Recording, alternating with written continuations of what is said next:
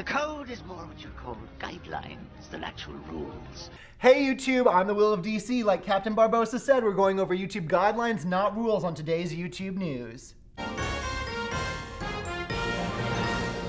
Well, I was just going to move on to the next topic today till I read Hank Green's Tumblr, and specifically the one addressing criticism from his recounting of his hike to the small town, and I got inspired. You know what? I'll address my video from last week. My video from Friday got more than a normal amount of criticism. In fact, I think it's my only video with over 1,000 dislikes. So I want to address some of the criticism of it before moving on to more news. Number one, I don't hate Charlie. I'm not sure what it is about the internet that creates controversy so well, but I just want to nip that in the bud. Don't hate him, never have, never will. He's probably one of the shyest and nicest people there is, so I don't understand how anyone can hate that. Just want to get that out of the way. Second, I will admit the delivery of my rant was rather harsh considering the non-harsh points I was trying to make, but I felt like that was my shtick. I go extreme, I go over the top and react outside of the norm, but I realized that it probably seemed that I was just popping off. Also, naming your fans part, totally ranted without thinking because nerd fighters are awesome, and there are many other names that are awesome too, so I take that criticism back. Naming people is fine, you just have to do it right and not douchey, but really that's true for everything in life. Do stuff in not douchey ways, or I think probably the more positive way of explaining that lesson is DFTBA. Third, I got a lot of comments saying that I missed the point that they were his rules and that he said it works for him, but might not work for others. I totally get that, and I'm positive those rules do work for him, but when you have over 1 million people watching your videos, there are many who are going to take what you say as gospel. I doubt any partner would disagree with that point. Fans here are awesome and fight to the death for YouTubers that they love.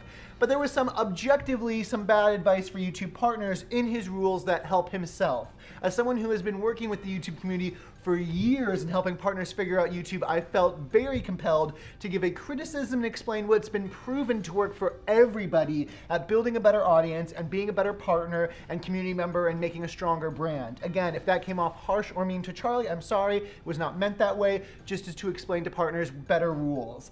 Fourth, I'm not jealous or butthurt or anything else of top partners. I know I'm not going to be one, and pointing out that I have 300,000 subscribers doesn't make you a genius, it makes you 10 years old because my 10-year-old cousin can point out the same thing. I was never meant to be as known as I am. I do a very small niche show serving the YouTube community, making YouTube videos about YouTube. Pretty meta, not viral content in any way. I got very lucky in life and was roommates with the biggest YouTuber now and probably for a long time, Ray William Johnson. I got 99% of my subs from pushes I'd get every day from editing Breaking NYC when Ray and I started that. But none of Ray's fans want to watch my stuff after subscribing because, surprise, surprise, kids who enjoy viral videos and commentary on them don't like watching news about YouTube, which is sometimes not always thrilling or interesting news. Hope that clears that up. Some people seem very hard to understand something pretty simple. Number 5, I'm never gonna mention Phil's name again. I do a show about YouTube and he's a major player in it. He has a premium original content channel, a network of channels, one of the most viewed and subscribed channels, a strong brand, a permanent mark on this space. It would be impossible to never mention him again. But every time I mention him, doesn't need to be this huge Twitter and comment section blow up. It doesn't need to be this huge freaking war because there really isn't any. I promise you, there is not really drama. The drama you think is happening isn't. We're not sending each other angry messages. We're not passing messages through people. We're not dance fighting, you know, West Side Story style in the middle of the streets. For there to be drama, we have to somehow be in each other's lives, and we're not. We just use the same website. That's like saying two people using AOL have like all this drama together. That said, if you honestly would like to make the objective argument that he never once used false metadata, title tags, description, category, thumbnail, please make it to me and we can present our sides. And again, this isn't an attacking, this is just being objective.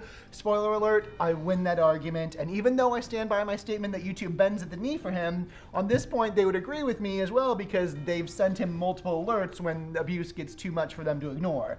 As a YouTube commentator, I get to critique and praise. Look at SourceFed if you want to spend days and days and days praising him. Look to a 30-second section of my 5-minute video if you want some criticism. I really hope my 30 seconds doesn't outweigh everyone's days of praise. That would be insane. Finally, biggest thing to take away from all of this, that I put up a sweet-ass clip from the Pirates of the Caribbean. Next time you ever want to hear the guidelines not rules speech, you can watch this video. It's what I'll be doing. And that's all I've got for you today. Thank you so much for watching YouTube News. As always, remember to leave all your comments down below, rate, thumbs up, and subscribe. Send to your friends if you loved it. Hope you had an awesome weekend. Hope you have a great start to your week, and I'll see you on tomorrow for another episode of YouTube News. Bye, everybody.